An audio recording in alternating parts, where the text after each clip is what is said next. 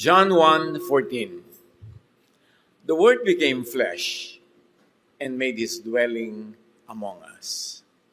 Loaded, pregnant with meaning. The Word was born into the world as human.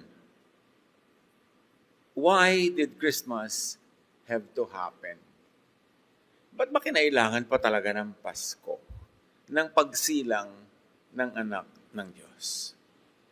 The need for Christmas. Panginoon, salamat po sa diwa ng Pasko. Sa mahalagang kahulugan nito sa aming spiritual life. Nawa, patuloy niyo kaming bigyan ng liwanag para lalo pang lumalim, lumawak at tumaas ang pagkaunawa namin sa kahulugan ng mga pagdiriwang na ito. Be our speaker, our teacher. In the name of your Son, Jesus, we pray with thanksgiving. John 1:1-14 is a theological foundation for Christmas. It's out of the box, revolutionary, even explosive. Sanay na tayo na nababasa, nadidinig ang John chapter 1, kaya wala nang shock value.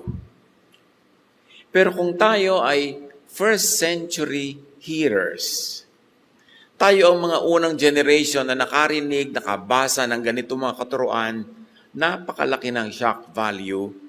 Pag tinignan natin yung konteksto, kalagayan ng paniniwala, ng mga kaugalian, ng mga tao nung panahon na ito'y unang narinig. John 1:1-3, In the beginning was the Word, and the Word was with God, and the Word was God. He was with God in the beginning. Through Him, all things were made. Without Him, nothing was made that has been made. It sounds so simple, lalong-lalo kung sanay na tayong marinig ito paulit-ulit.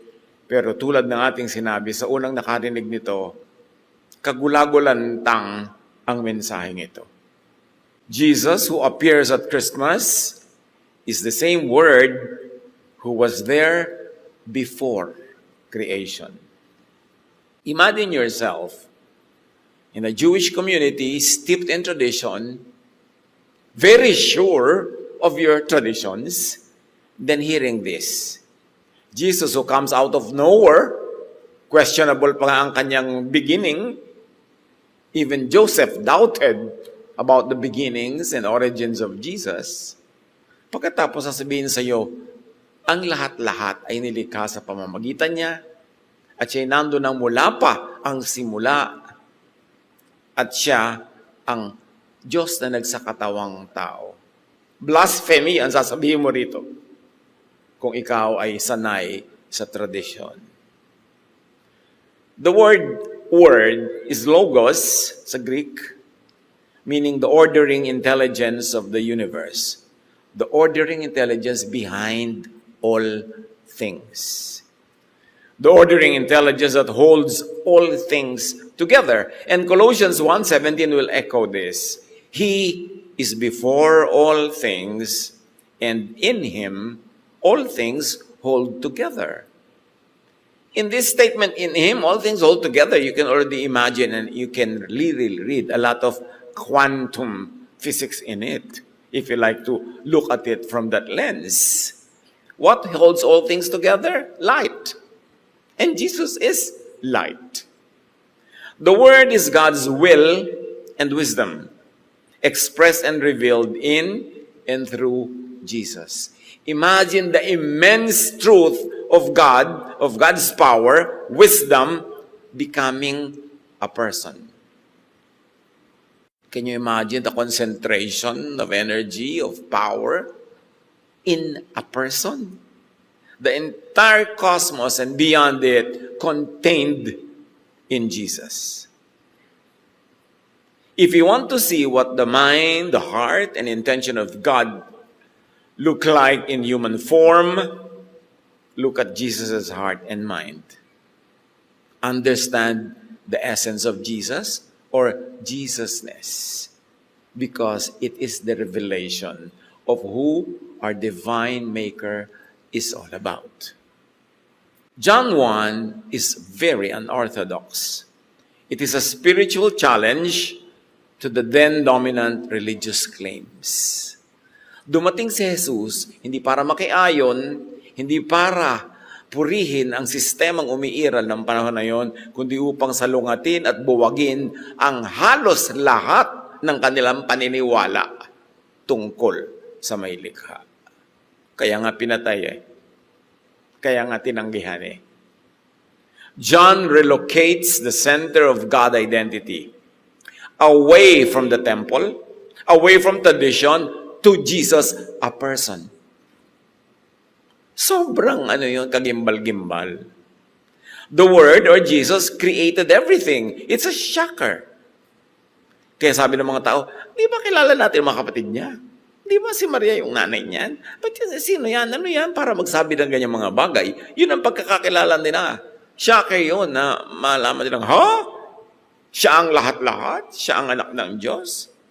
Siya ang nandiyan pa? Before Abraham? Before Moses? Talagang hindi sila basta-basta maniniwala, lalo't kung hindi bukas ang kanilang isip. Nasanay na lang kasi tayo marinig yun, kaya wala nang shock value. John 1:4-5, in Him, meaning in Jesus, not in anyone else, was life. This is unsettling. In Him was life. And that life was the light of all mankind. Remember, not the light only of the Jews, but also of all mankind. Another revolutionary idea. To democratize heaven, to democratize God and access to God to all.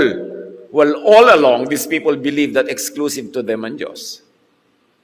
The light shines in the darkness, and the darkness has not overcome it. Then enters another element of the Christmas story. Because Jesus is light, kaya nga may mga Christmas light. But there is the other element, darkness. At para makilala yung light, kailangan ding ibunyag at kilalanin yung darkness. Because light came to defeat darkness. To bring light into the dark recesses of the human spirit. What darkness?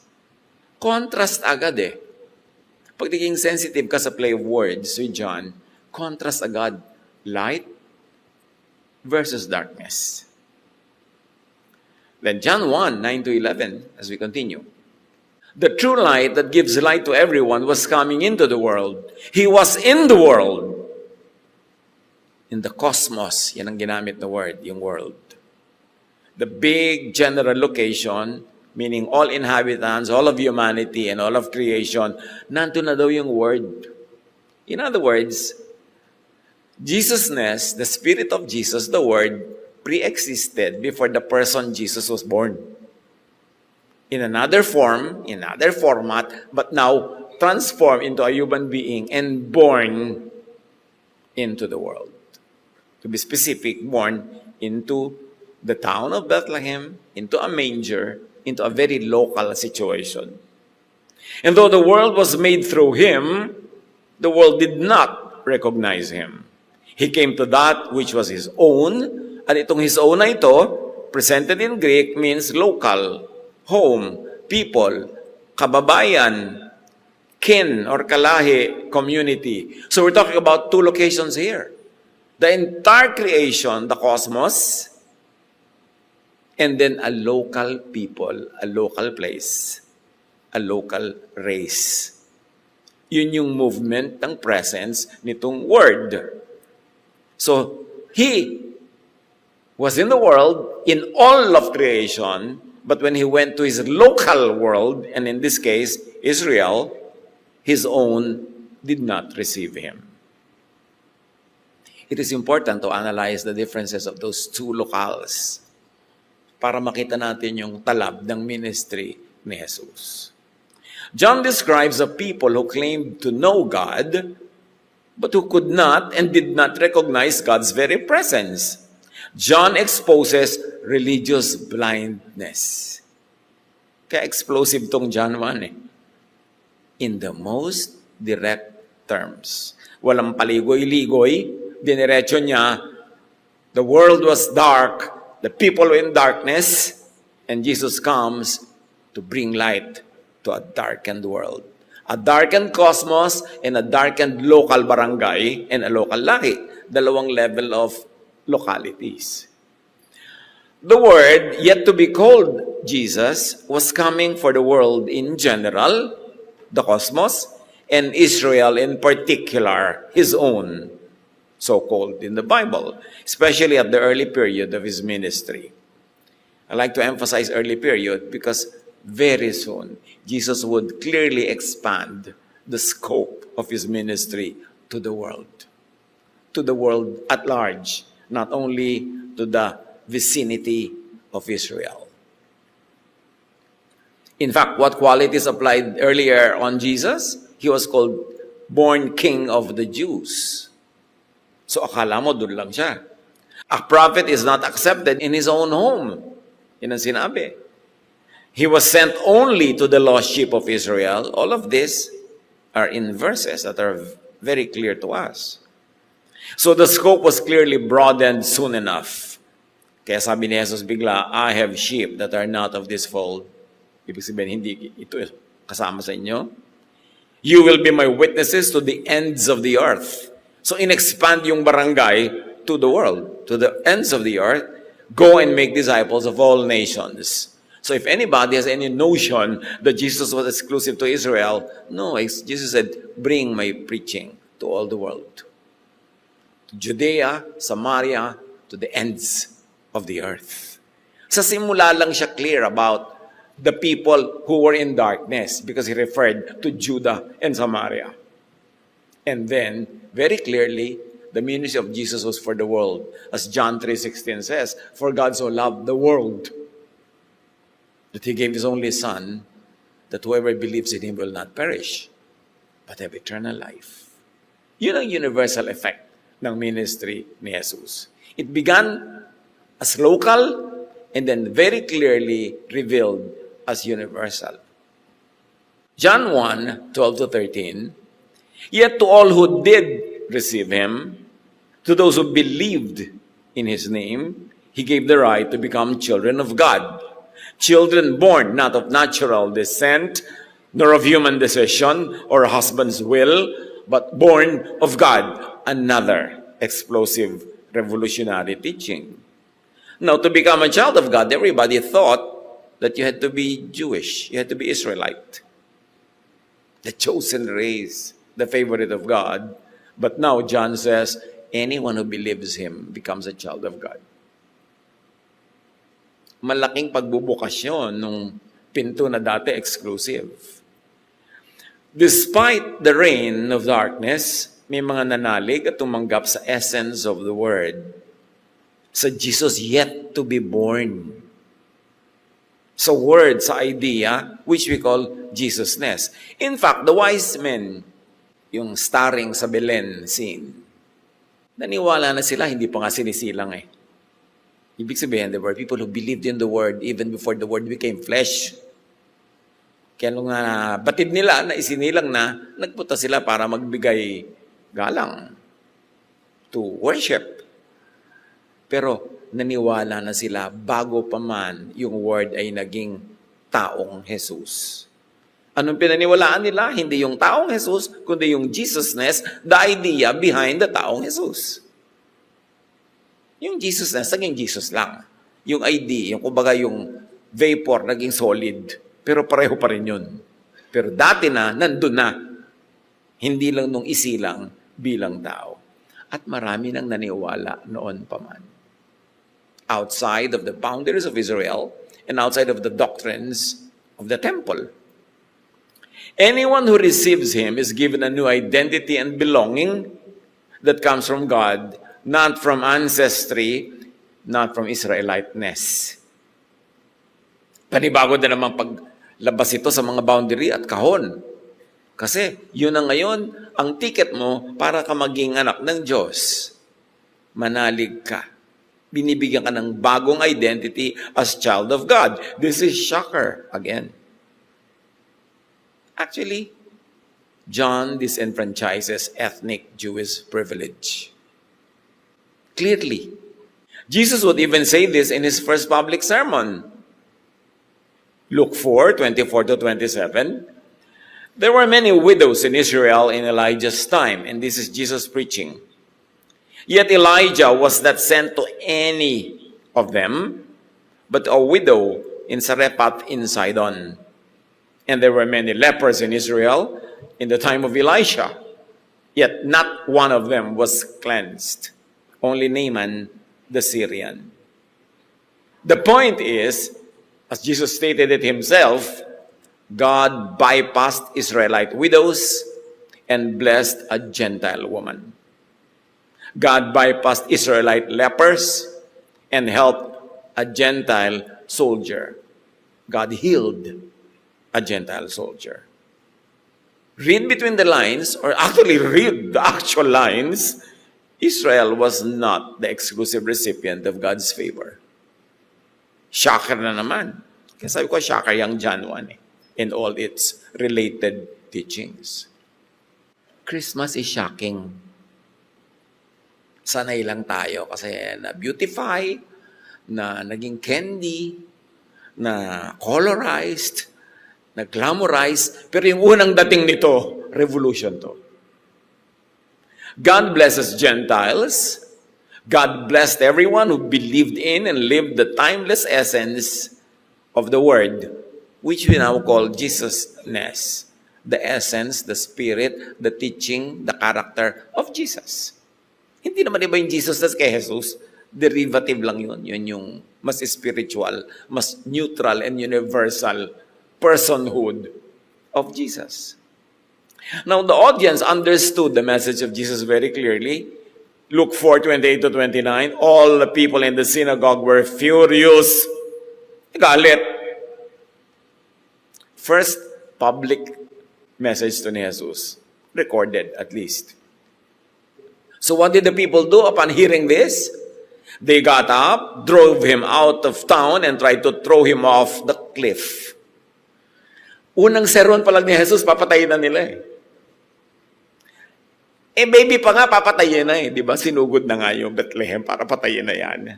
Kasi ayaw nila ng katotohanan na dala ni Jesus. Na ang pag-ibig ng Diyos ay para sa lahat.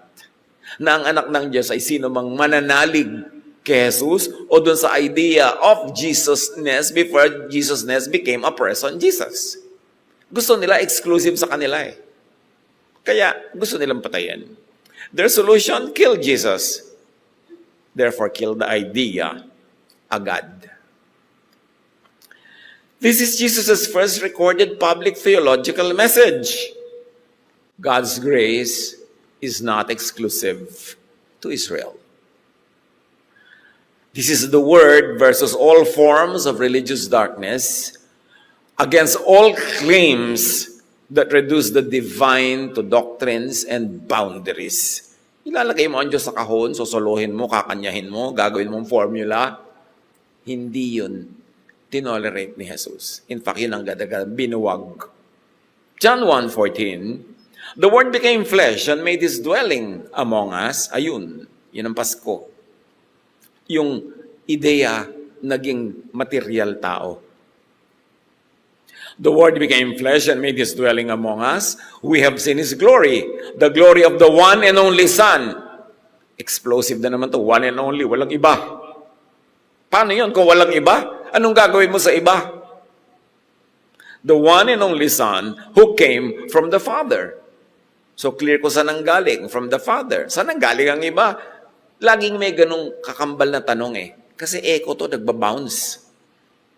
Kumbaga, pag may sinabi, ano yung unsaid? Ano yung kabaligtaran? Ano yung nasa kabilang side ng equation? Full of grace and truth. In other words, not full of condemnation. Laging may pahaging. Laging may tinatamaan. Kailangan lang makinig ka. The eternal Word became human and lived among people. Can you imagine? The eternal God lives among people as a human being. Paano ito ipapaliwanag ng siyensya? Paano ito ipapaliwanag ng kahit anong mga pagdodoktrina dyan. Na yung buong Diyos na hindi magkasya sa buong cosmos, ayun, nagkasya sa isang taong Jesus. Allowing people to witness up close the true glory and true character of God. And this is a question that thinking people will eventually ask. Kung tama na, kung sapat na ang mga katuruan ng relihiyon na 1,000 taon, mahigit pa siguro, na inuulit-ulit, inuusal-usal, kinakami-kabisa, bakit pa kinailangang ipadala ng Ama ang kanyang anak bilang tao para ipakilala siya? Ibig sabihin, hindi siya na ipapakilala ng tama. Ibig sabihin, ang pagkakakilala ng mga tao tungkol sa Diyos ay kung hindi man totally mali, at least greatly kulang. Na kinailangang tawirin ng anak ng Diyos ang papawirin ang universe para lang isilang bilang isang sanggol. What necessitated that? Ba't kinailangan magkapasko? Kasi wala. Bakit kinailangan ipadala ang liwanag? Kasi madilim. John 1 is a theological coup. It is a recentering of divine identity onto Jesus alone. It's a very bold claim that you either have to believe and accept everything it says or none of it. Walang gitna. Absolute. Kinailangang ipadala para liwanagan ng dilim. John 1 is a critique of inherited religious certainty, of religious dogma, of religious orthodoxy. Because the moment Jesus was born, and John explains the meaning of this birth, it is very unorthodox. It could even be called against all tradition. It could even be called demonic, which many religious leaders of his time called Jesus as demonic. And John 1 reveals is a declaration that the true God has been present all along, albeit unrecognized. Kaya lang, nandyan nga, pero hindi naman nakilala. Kaya kailangan magpalit ng format as a person who can speak, who can teach, who can exemplify the high and noble ideas of God, of love, para lang makilala. Kasi hindi sapat at hindi na ipakilala ng relihiyon. Kasi kung naipakilala na pala, anong gagawin ng Diyos? Repetitious, redundant, ipapanganak pa. Hindi siya nakilala by the very people who claimed exclusive ownership of Him. John 1:1-4 is a Jesusness recept. It is a super pasabog. Yan ang Pasko. Light. Liwanag. Sobra tayong na-desensitize sa shock value ng Pasko. Madaling malimutan the attempt to kill Jesus habang infant pa lang and to the murder of the innocents. Pagka kumukuti-kutita pa mga ilaw Pasko at naamoy mo ang hamon. Madaling makalimutan pag nakikita mo yung mga kintab-kintab na mga regalo at nagbibilang ka ng 30th month pay. Kaya dapat ibalik yung Christmas kay Christ. Kailangan natin maintindihan, ano ba to? Why all the fuss?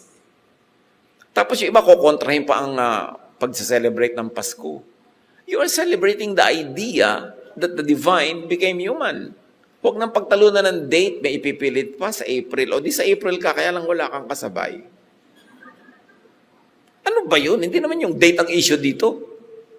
Hindi yung puno, hindi yung parol. Yung theology behind it. Dapat puntahan yun. Christmas needed to happen because darkness ruled the world.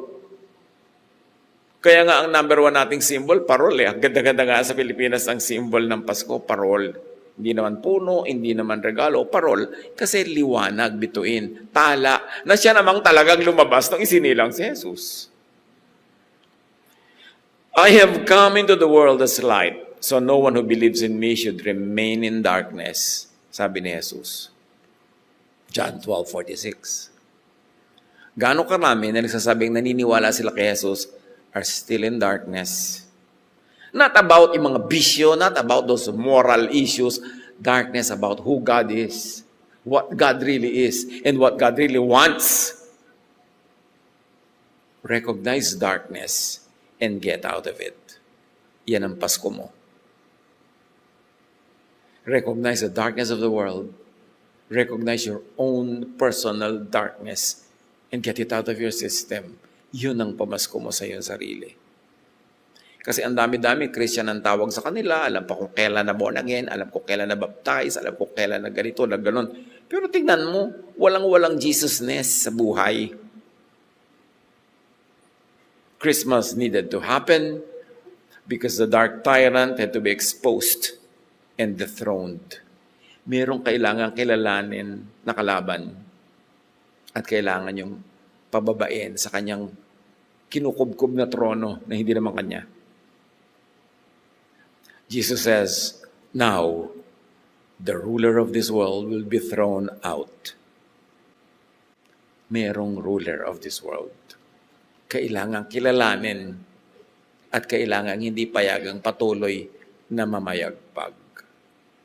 Recognize, expose, and expel the dark ruler of this world.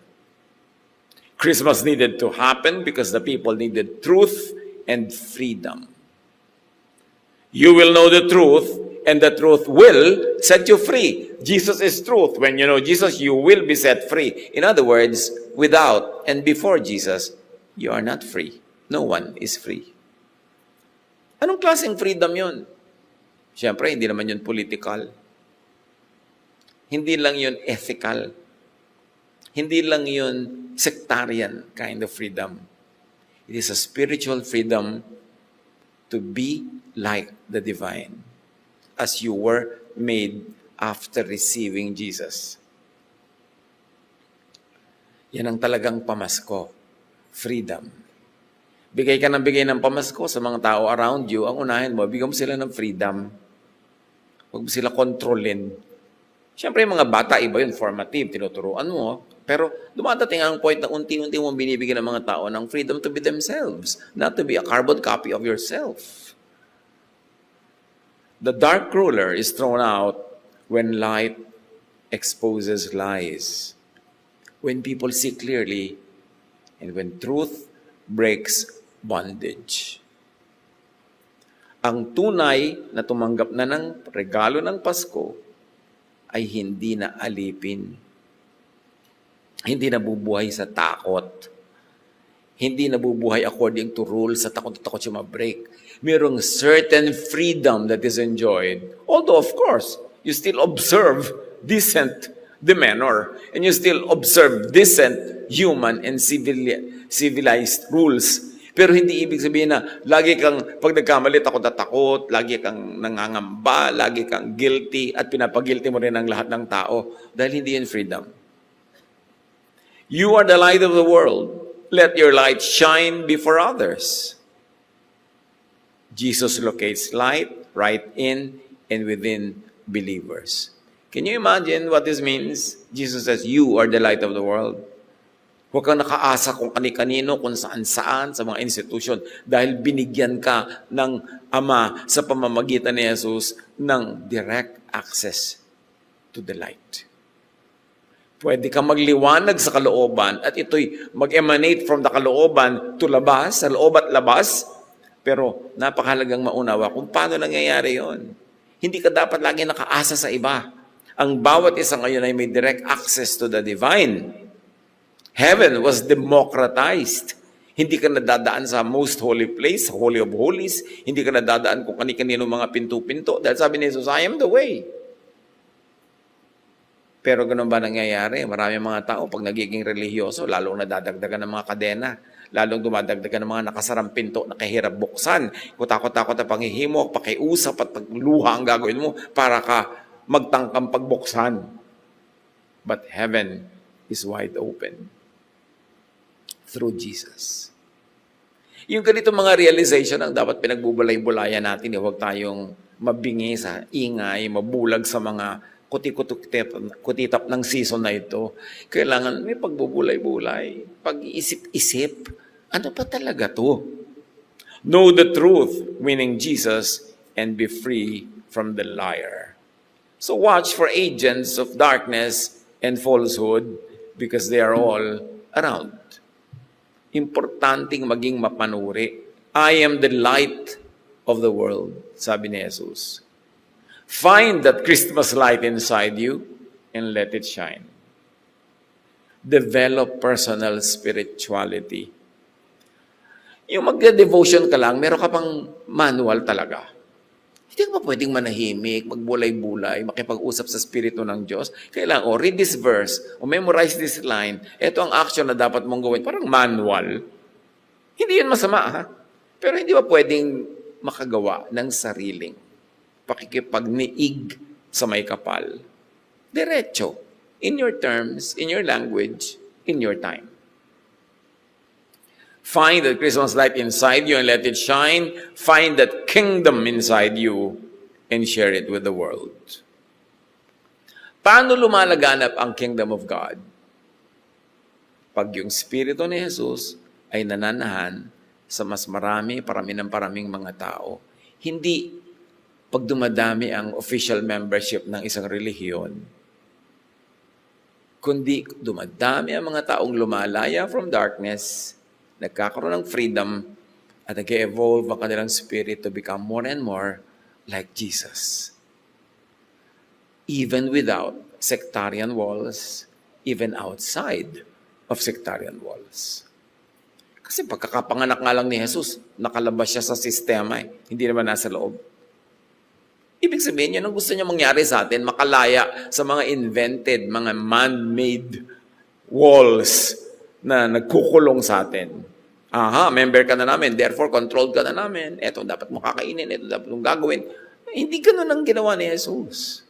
Kaya ayaw sa kanya ng mga religious people of his time and of other periods of history. Yung mga gusto mang control ng tao, ayaw niyan kay Jesus. Ayaw niyan sa Jesusness. John 3:19. Light has come into the world, yet people love darkness instead of the light, because their deeds were evil. Ayaw ng mga tao, tulad ng gusto nila si Jesus na napatayin, kasi ayaw nila ng teaching na yon. People want to hear teachings that their itching ears love to hear. Pag may nasabi ka na taliwas na sa mga nakasanayan, labas sa kanilang comfort zone, kalaban ka na agad. Yun ang trato sa'yo. So watch for agents of darkness, of falsehood, and of bondage. Agents of, madaling malaman, sino yung agents of darkness, falsehood, and bondage? The agents of unlove. Yung mga kalaban ng love. Yung lagi yung pinopromote, away, division, judgment, paghihiwalay, pagpupwera, pambabato, pananakit ng kapwa in the name of God pa. Yan ang mga agents of darkness, nagpapanggap na agents of light. Because sabi ni Jesus, you will know them by their fruit. Ano ang fruit na hinahanap sa'yo? Magandang ugali, magandang asal, maibiging espiritu. Kahit ano pang tayog ng iyong mga terminologies ng relihiyon, ng iyong mga doktrina, pero kulang ka sa pag-ibig, kulang ka sa kagandahang asal, sa kabutihang loob, hindi totoo ang mga sinasabi mo. You will know them by their fruits. Darkness reigns in misrecognition, in mistaking Jesus for the devil, and inversely, mistaking the devil for God. Diyan nagre-reign ang darkness. Kasi nga, di ba, falsehood? Siyempre, yung falsehood, magpapanggap as truth. Yan ang trabaho ng falsehood mandaya. So, kailangan laging suriin, ano nga ba itong iyayakap ko, sinusundan ko? Ito nga ba yung truth o ito yung falsehood? Dahil nakasalalay doon ang lahat. Madali namang malaman ano bang epekto sa'yo na sinusundan mo? Peace or trouble? Ano ba nagiging epekto sa'yo? Pag-ibig sa kapwa o galit? O self-righteousness? Disdain for others? Ano bang nagiging bunga sa'yo? Kababaang loob o kayabangan? Sa bunga nakikita. And the teachers of the law said, about Jesus? He is possessed by Beelzebub, by the prince of demons. He is driving out demons. Nakita kasi nila nakakapagpalayas ng mga espiritu na masasama. Sabi niya, kasi masamang espiritu rin yan. Kumukuha yan sa kanilang amo, pare-pareho silang masasama. Kasi hindi nila magawa yung ginagawa ni Jesus, dinimonize na lang nila yung ginagawa ni Jesus. Ang daming naniniwala sa kanila, ang daming sumusunod sa kanila. Pero kung tama yung ginagawa nila, bakit pa dumating si Jesus? Itatama mo pa ba yung tama o itatama mo lang yung mali? Itutuwid mo ba yung tuwid o itutuwid mo ang liko? Liliwanagan mo ba yung maliwanag o yung dilim? Understand the ministry of Jesus. Darkness reigns in division. Ang gusto ng Diyos, unity with His Son, who is united with Him, and through the Son, when we unite with the Son, we unite with the Father, unity. Therefore, sino ang kalaban? Anong gusto ng kalaban? Division. Yung mga divisive devices, mga divisive teachings, divisive methods, is not of God. Ang goal kasi ni Jesus is unity in love. When love reigns in people's hearts, the more and more people are reigned by the love of God, the more and more the world is won for Jesus. Hindi yan nadadaan sa dami ng membership ng isang relihiyon na walang katapusang contest at religious wars. Dapat maghari ang Diyos sa lupang ito at ang paghahari niya ay sa mga pusong maibigin. Natutong tanggapin ang pag-ibig ng Diyos at natutong ito rin ang ibigay sa kapwa. This is the reign of God. This is the kingdom of God in us. So beware of teachers who call the works of Jesus demonic. Nauna na yung mga teachers of the law noon, mga Pharisees, tinawag na nila si Jesus na demonic. Nothing new about it. Isa pa, to call so many things unclean, unholy. Nung si Pedro ay kinausap ng tinig mula sa langit na kainin mo ang mga yan. Sabi niya, surely not, Lord. Peter replied, I have never eaten anything impure or unclean. Sabi ng tinig, do not call anything impure that God has made clean. In other words, impure yan sa inyong religious teachings. I'm telling you, it's clean. Eat it. So, ang laki ng pagkakaiba na itinuturo ng Ama sa langit at itinuturo ng mga ama-amahan dito sa lupa. It's an issue of unclean versus clean. It's a major theological shift. Kaya si Jesus, sabi niya, it's not important what gets into the mouth, but what gets out of it. Ang busi-busisi nyo kung anong pwede nyo kainin at hindi. Pero ang mga lumalabas sa mga salita sa inyong mga bibig, ang dudumi, ang sasama, full of hatred, self-praise, full of selfishness and bitterness. Sabi ganon, ang atupagin ninyo ay yung mga salitang lumalabas sa inyong bibig kaya sa pagkain pumapasok dito dahil lalabas din yan sa ibang bahagi na inyong katawan. Major shift yon. Kasi among the Jews, napaka-major issue ang pagkain. Anong pwede kainin, anong hindi pwede kainin. Tapos sabi ni Jesus, it's not important what gets into the mouth, but what gets out of it. So tell me, dumating ba si Jesus para sang-ayunan at palakpakan niya ang sistema ng panahon niya o para ito sa lungatin at ituwid? The light shines in the darkness and the darkness has not understood it. Hindi na unawaan. Darkness does not understand light or Jesus or the Word. So, madaling malaman agad kung nasa darkness, ba't ba hindi mo maintindihan ang simpleng-simpleng idea ni Jesus? At ipinipilit mo yung mga idea ng mga Pharisees. Bakit hindi mo tanggapin yung kay Jesus? Siya naman yung anak ng Diyos. Siya yung Savior.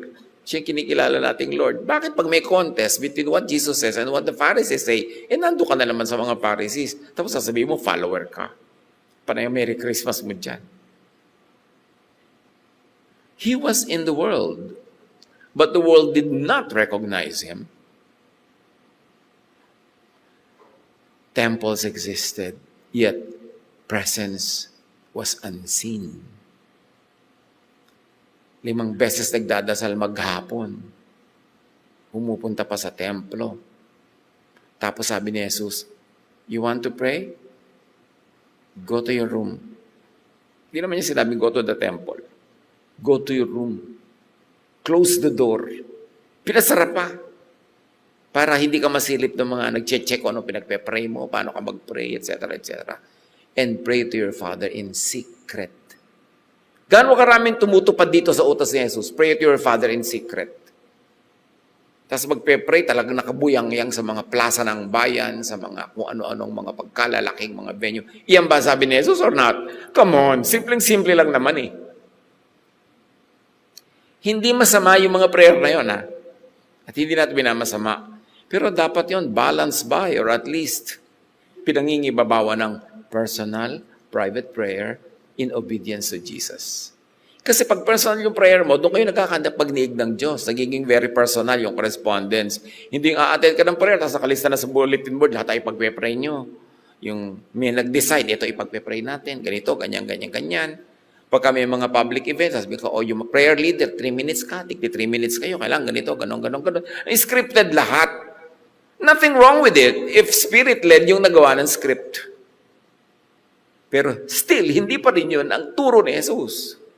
Hindi masamang gawin, tulad ng hindi naman nagturo si Jesus na maggisa ka, pero nagigisa ka, hindi naman yun masama. Pero huwag mong mamimiss yung tunay na turo niya. Doon ka mag-focus din, lalo na. Kasi may nagaganap na maraming himala pag nakikipagniig ka sa Diyos personally. Without performance, without pa-impress, or without pa-sacrifice. He came to His own, but His own did not receive Him. Let's clarify. To what land or people Jesus was first and specifically sent? Sabi niya, I was sent only to the lost sheep of the house of Israel.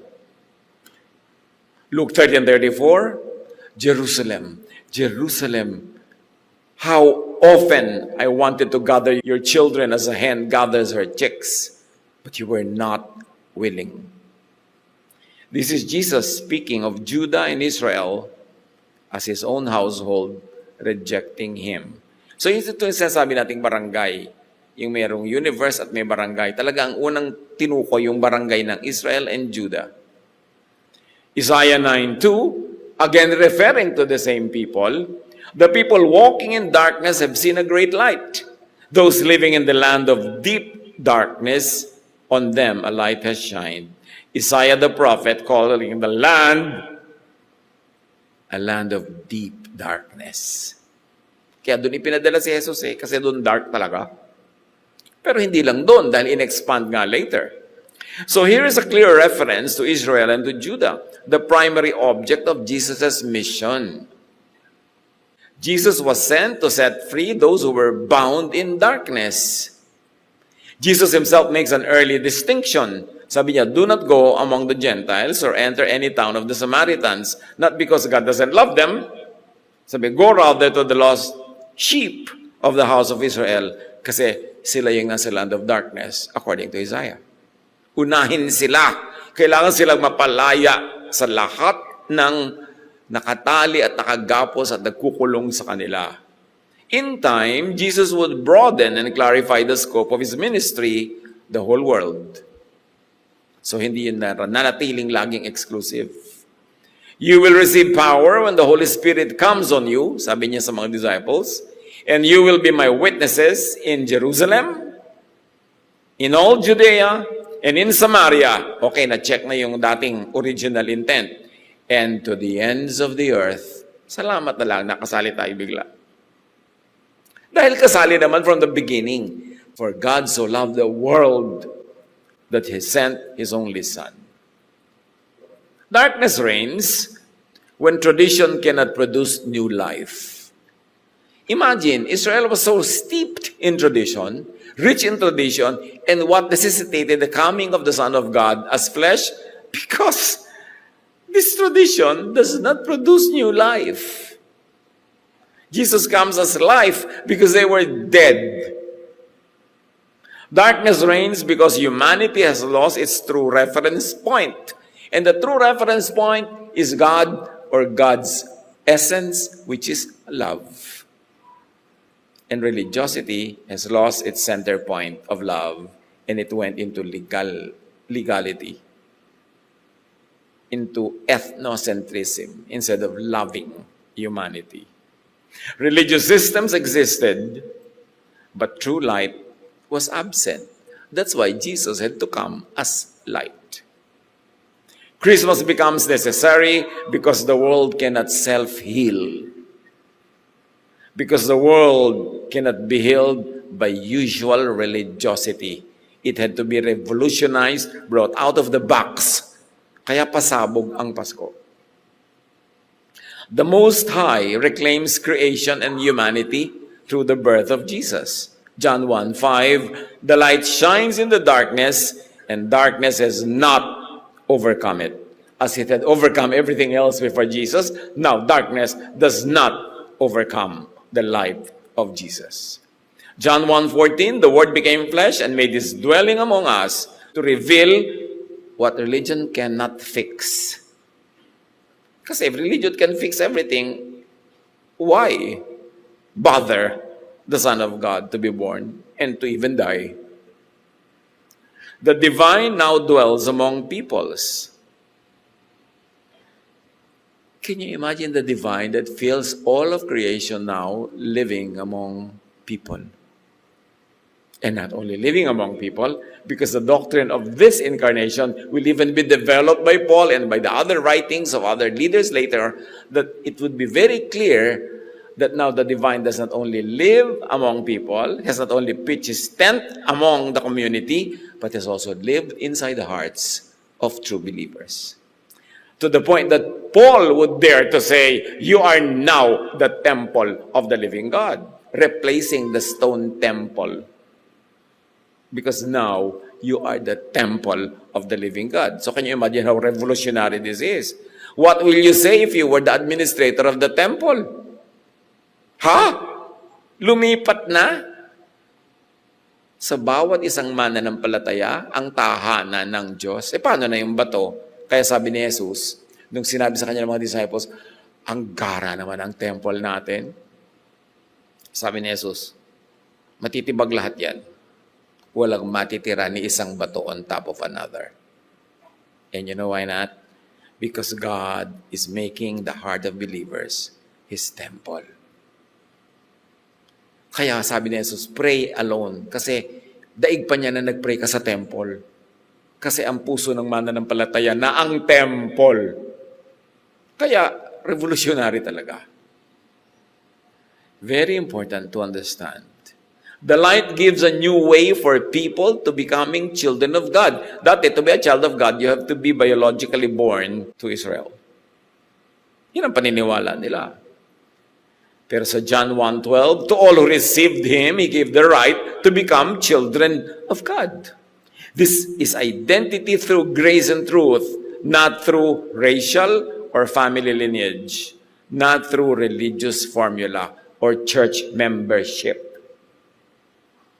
Transcendent ito pag nananalig ka sa Espiritu na dala-dala ng Panginoong Yesus at yun ay pinaniwalaan mo, tinanggap mo, you become a child of God.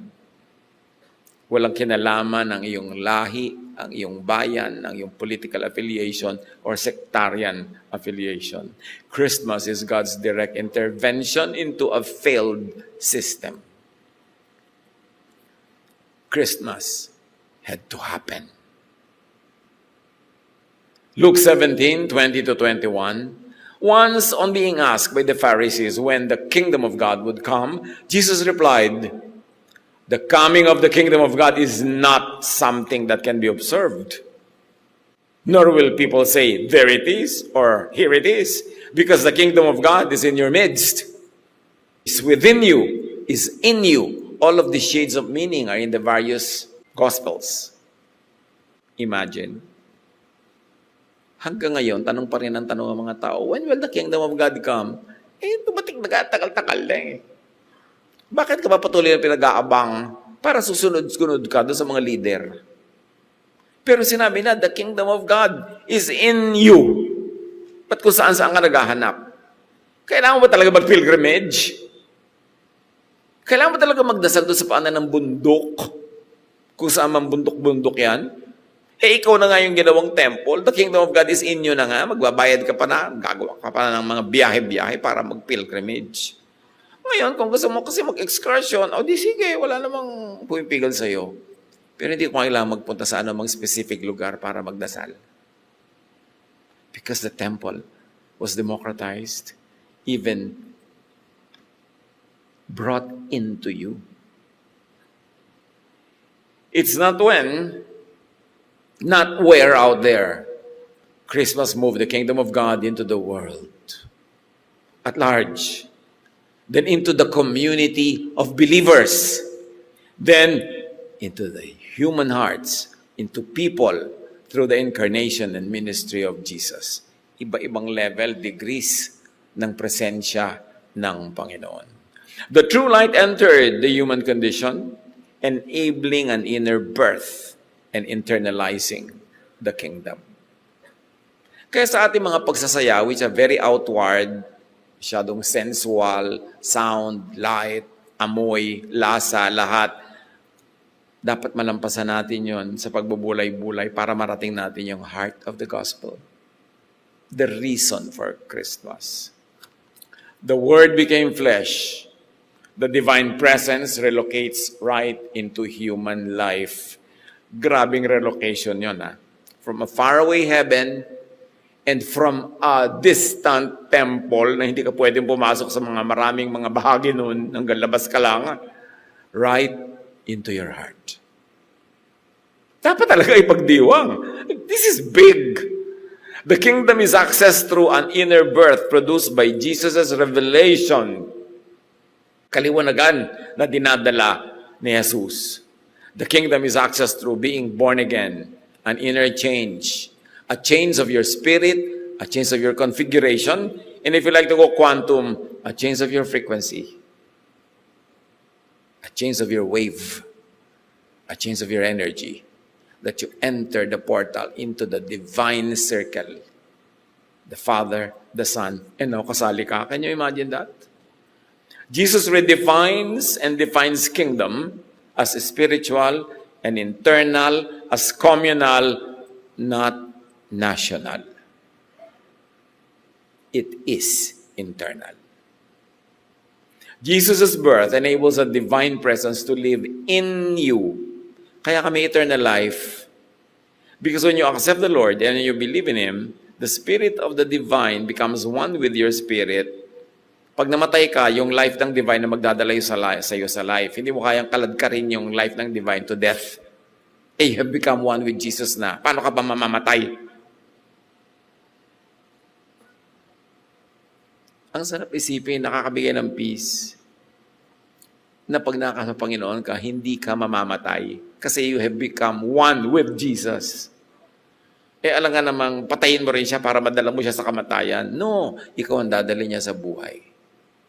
In fact, may buhay ka na agad the moment that you let Jesus into your heart. Siyempre, maraming level yung ibig sabihin ng to let Jesus into your life. But whatever level you're in, ang mahalaga, si Jesus ba'y pininiwalaan mo? Nasa puso mo ba? Then, tanggalin mo na sa agenda mo yung fear of death. Walang death. Eternal life. Siyempre, tatakutin ka lagi ng relihiyon na meron na naman para mag-ambag-ambag ka, mag-donate, magsunod-sunura ka na naman para ka makontrol. But sabi ni Jesus, fear not. I have overcome death. The Spirit will be in you. Can you imagine this? The Spirit in you? Dati sila, yung divine nasa temple lang, malayo, hindi ka pwede lumapit. Pero, the Spirit is in you. You in me and I in you, sabi ni Jesus. Pag nananalig ka sa akin, ikaw ay nasa akin at ako'y nasa iyo. And hindi lang yon. We, the Father and the Son, will come and make our home with them, with the believers. So kung merong Father, merong Son, pumasok ka doon sa circle na yon through the love of Jesus. Kasali ka na sa eternal circle. Anak ka na ng Diyos. Pamilya ka na ng Diyos. Paano ka patatanggalin? Humans enter the divine circle. Yun ang Pasko. The secrets of the kingdom were transferred inwardly to Jesus' followers. May nagaganap na unseen, intangible, spiritual, pag tunay na naunawaan mo at tinanggap ang Panginoong Yesus. Kingdom moves inward through revelation, not through spectacle, not through ritual, not through formula. Kasi iba ko, mag-pray ka lang nito, eto, 1, 2, 3, gawin mo to, magiging anak na ng Diyos. No, when you truly understand the Spirit of Jesus and open your heart to the Spirit of Jesus and let the Spirit of Jesus reside in you, yun ang kingdom in you. The Spirit emerges from within the believer through Jesus' coming. And Jesus says, living water flows from within them. Kaya sabi niya doon sa babaeng umiigib, balik-balik ka dito, mauuhaw ka na ulit. Pero pag tinanggap mo, yung dapat mong tanggapin, babalong sa iyo, mula sa iyong kalooban ang buhay na tubig. At hindi ka nakakailangang umigib pa forever. Because living waters will dwell in you. Tahimik na katotohanan eh. Pero ang lakas ng dating pagdinibdib. God rides His reign in hearts and minds. Not on tablets of stone, not on paper, not on statements of belief na nakakwadro sa dingding. God writes His own law in the hearts of people. And that law is the law of love. God's Son was placed in a manger. Alam na natin yung sa Belen, inilagay siya sa sabsaban. God's real law and grace is placed in the minds and on the hearts of humans. Kung gusto natin maging poetic, yung manger, yung sabsaban, yun ang ating isip at puso. Kung paano inilagay ang sanggol na Jesus sa sabsaban, doon dapat ilagay ang spirito, katuruan, pag-ibig ni Jesus dito sa ating puso at isip na siyang tunay na sabsaban na tatanggap kay Jesus. Pag kahit sa poetry mo daanin yung katuruan, napakaganda eh. Christmas needed to happen. Make Christmas happen in your own life. Huwag lang isang holiday to observe, but a real event in your personal life. Then make Christmas happen and keep happening. Save the world from darkness and fill hearts and the world with love. Pagka ang pag-ibig ng Diyos na ibinigay niya sa pamamagitan ni Jesus ay yung tinanggap, isinaloob, at pagkatapos ngayon ay ipapahayag mo at ibibigay sa iba, yun ang Pasko. To tell people about God's love and salvation, not judgment. To tell people about the eternal life available to them, not always scare them with death and punishment. To have peace, to live in harmony with people, and to make the world, the greater world, the kingdom of God, by expanding this kingdom, heart by heart, mind by mind, by sharing the teaching and love of Jesus. Yun ang Pasko. Maligayang Pasko, mga kapatid.